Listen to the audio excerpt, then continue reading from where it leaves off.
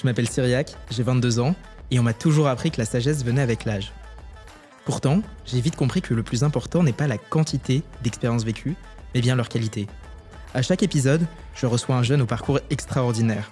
Alors ils sont artistes, entrepreneurs, artisans, sportifs, engagés pour une cause, ou ont fait des choix de vie hors normes, mais ils ont tous un parcours atypique qui a forgé leur sagesse.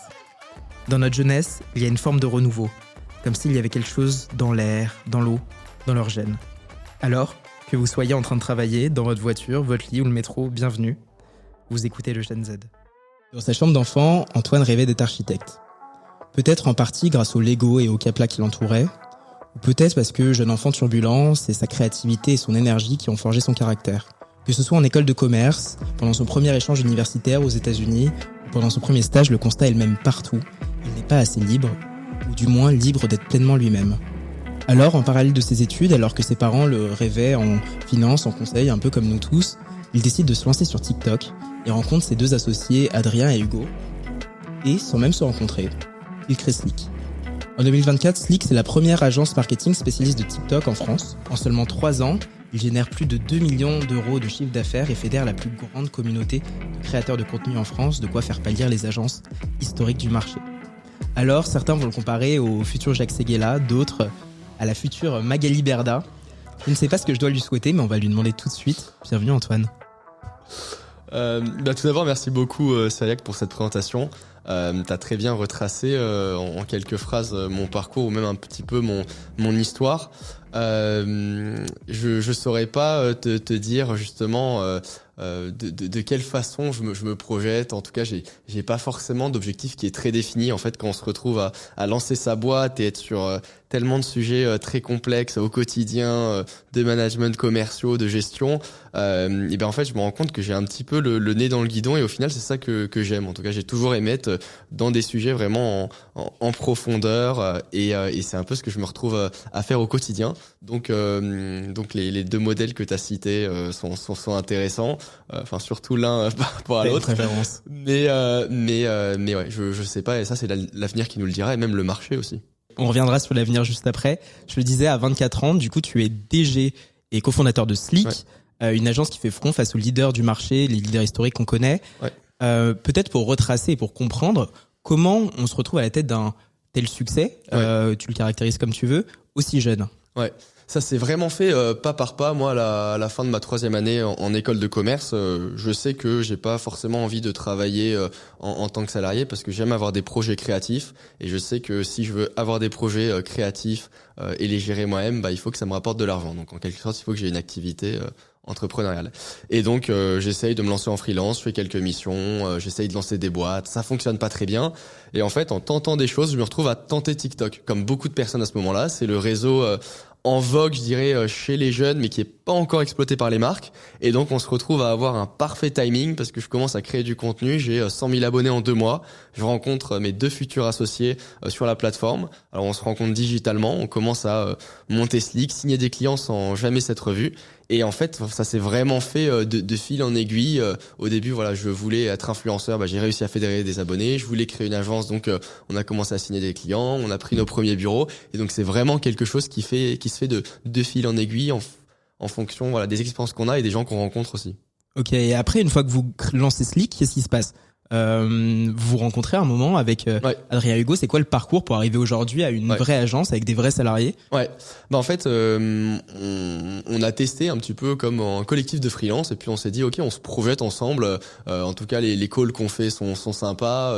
On a envie de se rencontrer. C'était aussi une période de Covid, c'est-à-dire qu'on ne pouvait pas se rencontrer aussi à cause de ces sujets de Covid. C'était encore assez compliqué de pouvoir bouger. Donc on s'est rencontrés pour la première fois fin 2020 en décembre. On a pris un appart sur Airbnb, on s'est dit ok, on va faire 2-3 jours ensemble et si on est toujours en vie et qu'on se dispute pas, c'est probablement qu'on va pouvoir avancer et créer plus sérieusement l'entreprise ensemble. Et donc ça s'est bien passé. Et donc on a commencé comme ça à se répartir les tâches.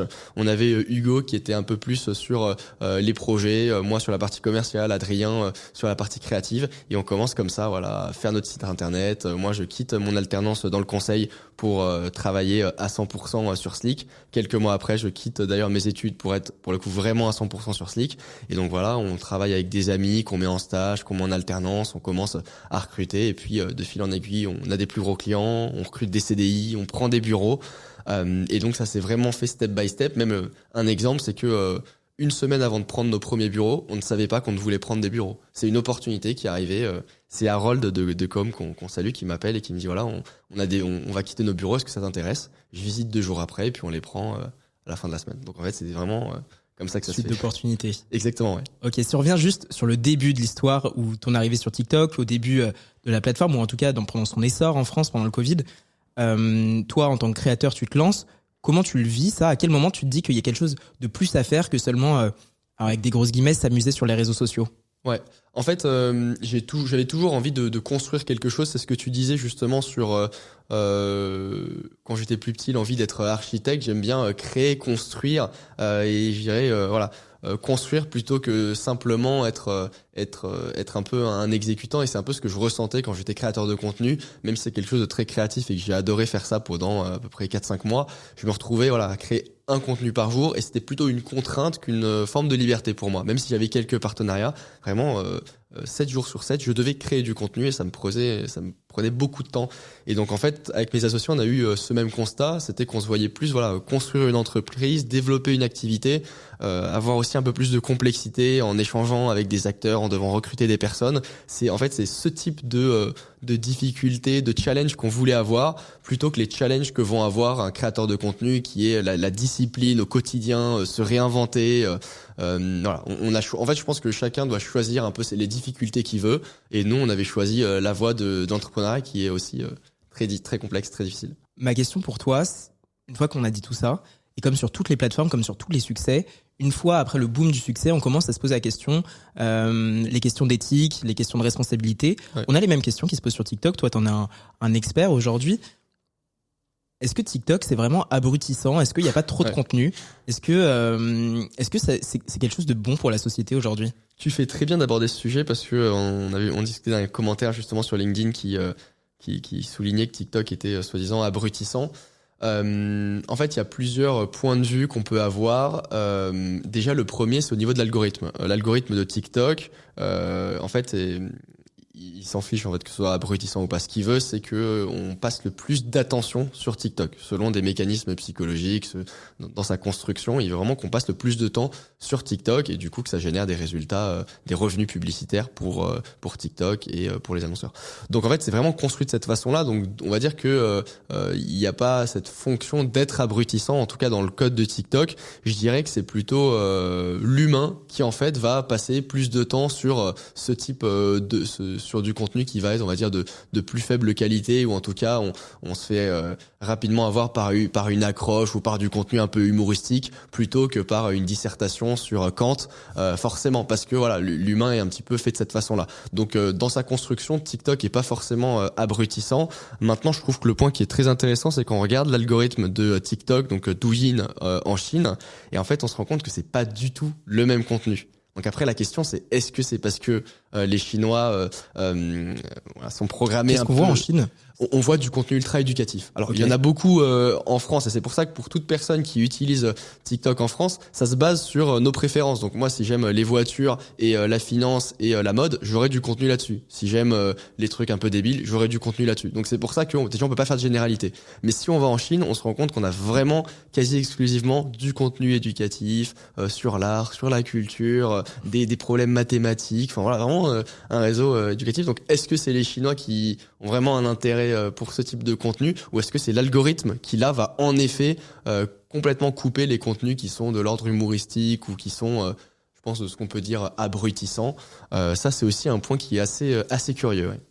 Donc à vous qui nous écoutez ou nous regardez, si vous avez l'impression que TikTok est abrutissant, c'est de votre faute ou de votre responsabilité.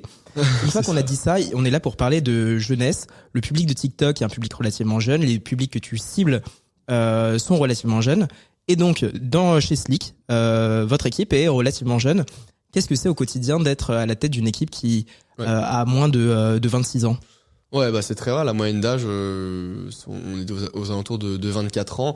En fait, on n'a pas forcément raisonné comme ça. Moi, quand j'ai monté Slick, donc j'avais 21 ans. Et en fait, j'avais eu aucune expérience en tant que salarié. J'avais jamais vraiment, j'avais pas fréquenté non plus de personnes à côté de moi qui étaient salariés, si ce n'est mes parents ou des amis de mes parents.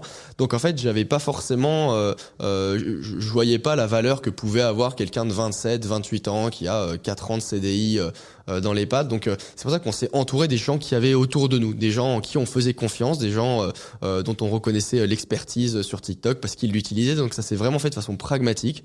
Voilà, mes amis ou des proches de mon âge en école de commerce, des copains d'assaut, étaient motivés, étaient chauds. Donc on s'est entouré de ces personnes-là au tout début. Et ensuite, progressivement, on s'est rendu compte, tiens, il y a des gens qui en fait ont fait 3 ans chez Publicis, dans des grosses agences, sont en CDI depuis assez longtemps, et en fait peuvent vraiment apporter aussi quelque chose chez Slick. Et donc c'est pour ça que depuis peu, je dirais depuis 1 an, on commence à s'orienter vers des profils plus seniors, parce qu'en fait on se rend compte que l'expertise de TikTok déjà elle se démocratise, et qu'en fait nous en tant qu'agence, ce qui va nous différencier, c'est l'expertise qu'on est capable d'avoir, le professionnalisme qu'on est capable d'avoir. Et c'est vrai qu'il y a pas mal de très grosses agences qui forment super bien des consultants ou des chefs de projet.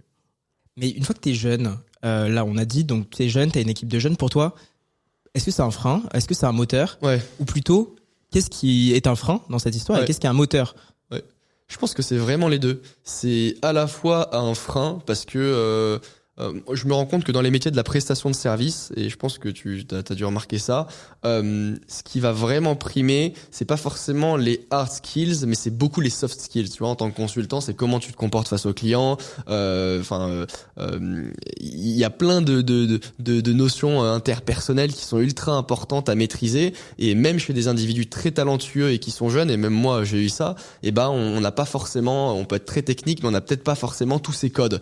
Donc en fait, c'est à la fois une force parce que nous, quand on a recruté des profils plus jeunes, ils sont vraiment très experts de TikTok. Ils ont même un point de vue qui est très frais parce qu'ils n'ont pas été, modifiés par des structures plus grosses, plus bureaucratiques. Donc ils ont vraiment une vision très fraîche de la com et de TikTok. Mais parfois, il y a certaines compétences interpersonnelles ou de soft skills qui vont manquer et qui là mettent du temps à avoir. C'est-à-dire que c'est vraiment une question de temps. Il faut avoir été face à un client pendant plusieurs années pour réussir à développer ça. Donc c'est à la fois un avantage et c'est aussi un inconvénient. Et d'où l'importance de savoir s'entourer. Ça veut dire quoi pour toi, savoir s'entourer à la fois personnellement, professionnellement? Vraiment, si je dois résumer le développement de l'entreprise et même mon développement, c'est vraiment les rencontres qu'on fait, que ce soit dans la vie personnelle ou dans la vie professionnelle. Je le vois avec la rencontre de mes associés. J'aurais pu, et qui d'ailleurs sont devenus des amis, j'aurais pu ne pas forcément trop leur parler ou les voir comme des compétiteurs. À l'époque, on était créateurs de contenu, on était compétiteurs. On était sur le même marché de créateurs de contenu éducatif. Et pourtant, on a créé un groupe WhatsApp, on a échangé, on s'est rencontrés, on a eu des idées ensemble. Je pense à ça aussi avec des employés ou des personnes qui ont travaillé avec nous pendant très longtemps, ou à des advisors, à toutes les personnes qui nous entourent. C'est vraiment à chaque fois des rencontres qui se font souvent jamais par une offre d'emploi ou quelque chose de très formalisé en fait. C'est vraiment des opportunités, des gens qu'on rencontre même dans le cadre d'un voyage. Et en fait, on se dit tiens, on va pouvoir travailler ensemble, on va pouvoir faire des choses ensemble. Et donc, je trouve que c'est un point qui est ultra important. Et donc, je fais toujours très attention aux personnes que je rencontre dans le cadre professionnel ou personnel, parce qu'en fait, il peut y avoir énormément d'opportunités, de choses à faire et faire un bout de chemin ensemble.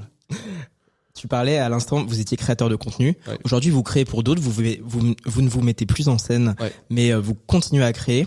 D'où l'importance de la créativité. C'est aussi ça qui vous distingue chez vos clients, pour vos collaborateurs aussi, cette liberté que vous avez. C'est quoi, pour toi, la force que les jeunes peuvent avoir dans ce process de créativité que tu retrouves à moins chez un public plus âgé, ou en tout cas pour parler aux utilisateurs de la plateforme sur laquelle vous travaillez aujourd'hui? Pour répondre à ta question, je dirais que je vois de plus en plus de jeunes créer du contenu. Vraiment, nous, alors, donc, comme tu as dit, on a arrêté de créer du contenu sur TikTok.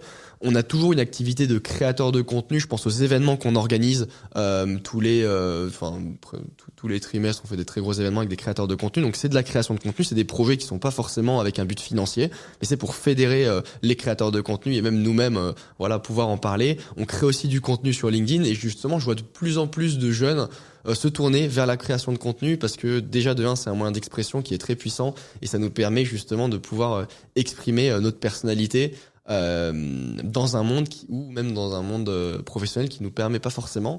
Et c'est surtout un moyen de s'ouvrir vers de l'entrepreneuriat en fait. Il y a plein de jeunes qui commencent à créer du contenu sur LinkedIn, sur Instagram. Il n'y a pas forcément d'entreprise, de business derrière, mais on fédère une communauté. Puis ensuite, peut-être que cette communauté, on peut commencer à mettre en avant des produits ou on peut développer son propre produit. Il y a plein de choses à faire. Donc, je pense que c'est une très, très, très belle porte vers une forme d'indépendance ou alors une forme de création d'entreprise. Antoine, pour continuer, je te propose une citation. C'est l'incertitude qui nous charme. Tout devient merveilleux dans la brume. C'est une citation d'Oscar Wilde. Aujourd'hui, Antoine, on a décidé ensemble de parler d'incertitude, ou en tout cas de l'accepter pour avancer au quotidien. Quand on gère une boîte, l'incertitude peut être partout, tous les jours, dans n'importe quelle personne, dans n'importe quel projet, n'importe quelle situation. C'est quoi pour toi accepter l'incertitude ? C'est une très bonne question. J'ai remarqué qu'il y a des personnes qui ont besoin on va dire plus simplement, ce qui va faire, je dirais, le succès d'un entrepreneur, ou en tout cas dans les phases que j'ai connues, parce qu'il y a plein de phases ensuite avec une entreprise plus grosse, mais dans les phases que j'ai connues, je dirais que c'est la capacité de prendre des décisions avec le niveau le plus faible d'information, donc avec le plus d'incertitude, tout en ayant un taux d'erreur le plus faible possible. Franchement, je pense que ça résume assez bien le rôle d'un entrepreneur et c'est justement nous ce qu'on rencontre au quotidien, c'est cette capacité de prendre rapidement des décisions face à de l'incertitude. Donc il faut absolument pas chercher à avoir toutes les informations, mais avoir les informations les plus importantes et être capable de prendre les bonnes décisions. Et ça, on le retrouve aussi bien dans le monde professionnel que dans la vie personnelle. On se retrouve toujours à devoir prendre des décisions et on peut être un peu bloqué parce qu'il me manque une information, je peux pas. Et je me rends compte que nous, en tant qu'entrepreneurs, souvent on est capable de prendre assez facilement. En tout cas, on est à l'aise avec cette incertitude. Et je pense que c'est une grande qualité. C'est une grande qualité sur pas mal de sujets. Mais pour beaucoup, prendre des décisions, c'est aussi prendre des risques, c'est être tranché, c'est à l'opposé du en même temps. Comment prendre des risques, prendre des décisions sans pour autant tout lâcher et rester ancré dans le sol ? Ouais. Là, je me rends compte que, tu vois, si je prends du recul sur ces 3 dernières années, il y a pas mal de décisions qu'on a prises avec des niveaux de risque dingues. Et en fait, je me rends compte qu'il y a aussi une part... T'as un exemple à nous donner ?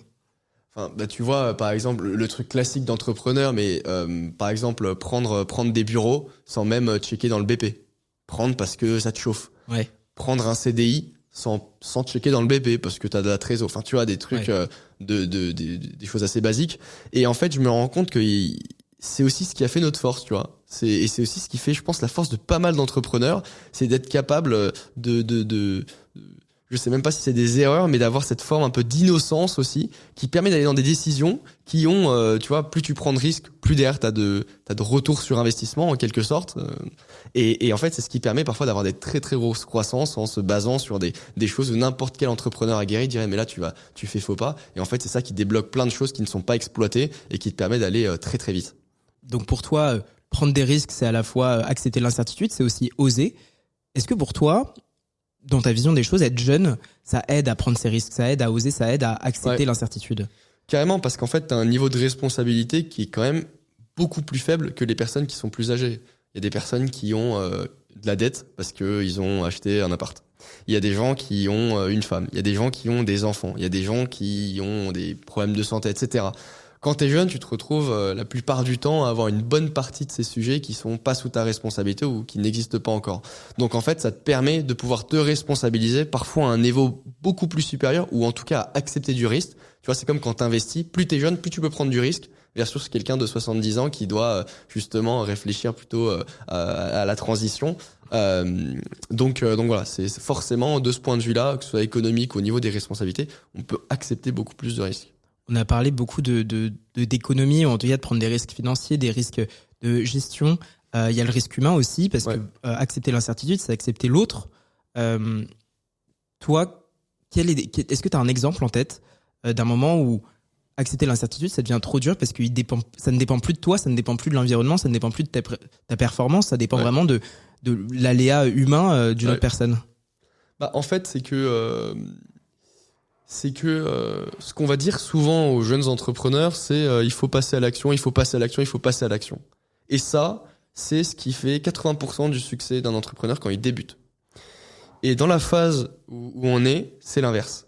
C'est il faut réfléchir, il faut réfléchir, il faut réfléchir, et ensuite il faut passer à l'action. Mais c'est justement cette réflexion et la précision qu'on va avoir dans la réflexion qui va être la plus différenciante, parce que à notre niveau où on a plus de, je dirais, d'aisance financière, plus de marge de manœuvre, passer à l'action n'est plus du tout un élément différenciant. Et donc c'est à ce moment-là où en fait on se rend compte qu'il y a plein d'éléments d'incertitude, de risque qu'il faut justement considérer, créer des modèles, réfléchir, discuter, parce qu'en fait ma responsabilité c'est plus celle de Antoine dans sa chambre, 21 ans. C'est Antoine, 10 salariés, des alternants, les bureaux, tous les clients, tous les fournisseurs.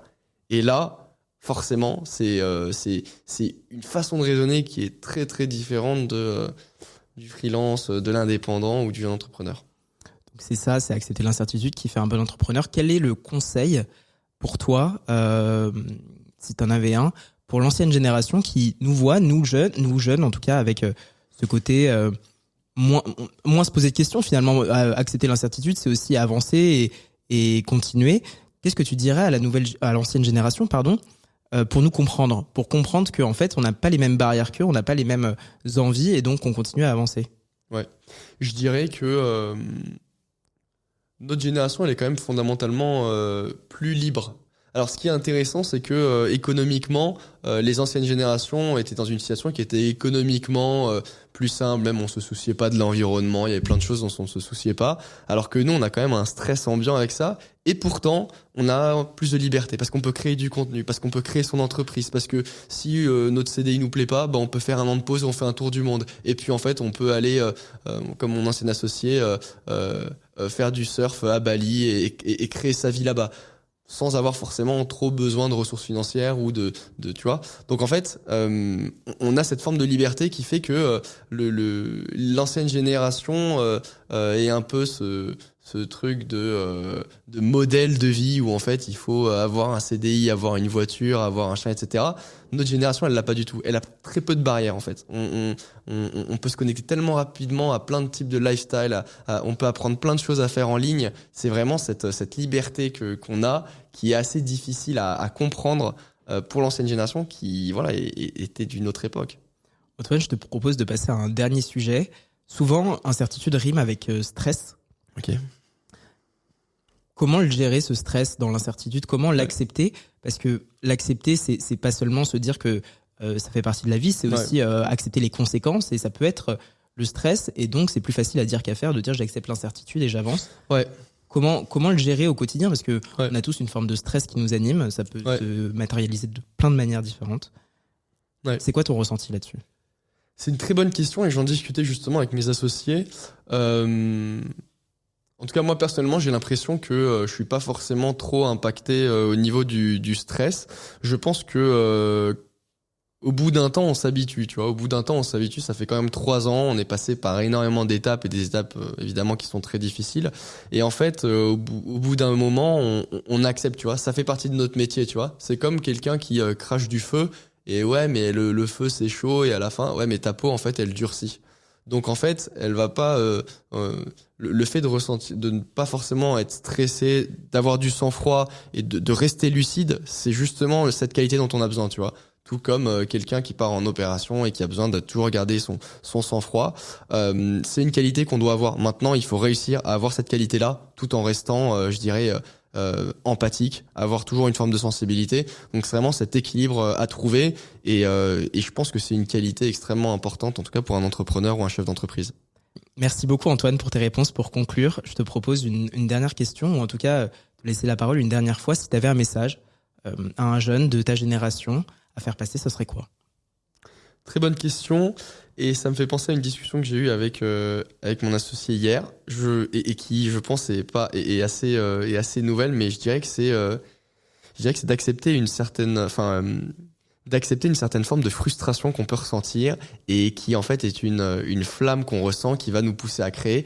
Je prends mon exemple, avant que je me lance sur TikTok, je voyais plein d'entrepreneurs se lancer, d'ailleurs avec qui je suis super pote maintenant, lancer leur business et je me disais putain, pourquoi moi j'y arrive pas, j'ai essayé des trucs et j'avais vraiment un sentiment de frustration. Et en fait je pense que plutôt que de le cacher, de se dire allez je vais regarder une vidéo YouTube débile et je vais faire autre chose et je vais pas y penser, je trouve que c'est quelque chose qui anime et c'est bien de rester là-dessus et de se dire non en fait je vais continuer de travailler, de me renseigner, d'apprendre pour lancer quelque chose. Et ça, on peut le voir dans n'importe quel milieu, hein. Si on veut se lancer dans la musique et percer, ou dans le milieu artistique et réaliser, je pense que ce sentiment qu'on a tous ressenti, je pense qu'il faut l'entretenir au début parce que c'est une très très bonne flamme. Et je pense que le plus important, c'est de se lancer au début. Et après, une fois qu'on s'est lancé, il y a d'autres éléments qui nous animent. Mais au tout début, pour quelqu'un qui veut se lancer, je pense que ce sentiment est super important.